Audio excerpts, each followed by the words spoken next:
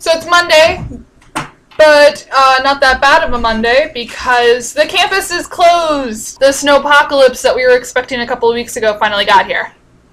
I went home Saturday afternoon after my stage crew class, and I didn't come back until this afternoon. More like evening, actually.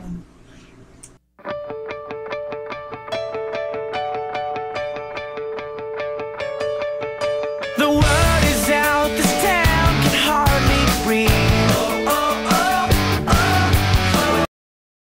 Yes, it was a short weekend home, but it was fun. I went over to Kathleen's and we had a horrible movie marathon.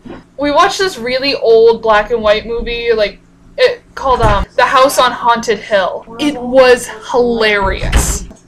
Other than that, it was a rather uneventful weekend. Amanda was in the hospital with severe bronchitis. They're going to release her tomorrow. I saw her today and she was doing a lot better, so. Tomorrow is Suicide Awareness Day, so everyone should wear blue. If you see this video, you are now bound by galactic law to wear blue. According to the National Institute of Mental Health, suicide is the third leading cause of death among teens, and for every successful teen suicide, there are about 10 attempted suicides. 8 out of every 100,000 teenagers committed suicide in just the year 2000 alone, which is still pretty bad.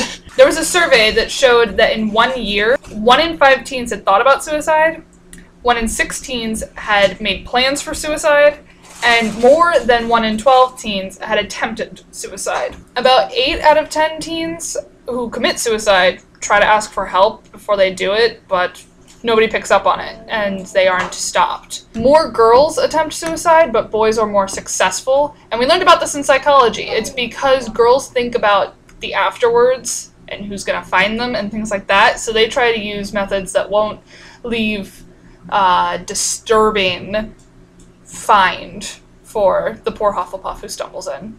So, for instance, a girl will try to use pills, which are far more unreliable as a means of attempt, whereas a guy won't care and he'll use a gun.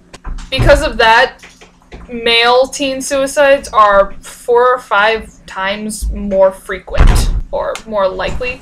Recently on Tumblr, there have been a couple of people who have posted suicide notes on their blogs and have been rescued.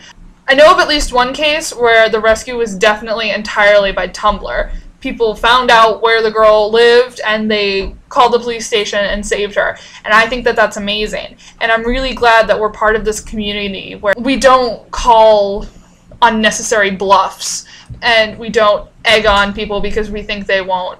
Because that's happened in the past on other blog sites, and I think there was one on YouTube where people said, "Do it, you won't," and they did. So I really hope that tomorrow we see this great coming together of not just Tumblr, but everyone to combat this huge problem, because spreading awareness and teaching people what the signs are and how you can deal with it could really save lives. So don't you forget to be awesome. Don't anyone who watches this forget to be awesome, and wear blue tomorrow.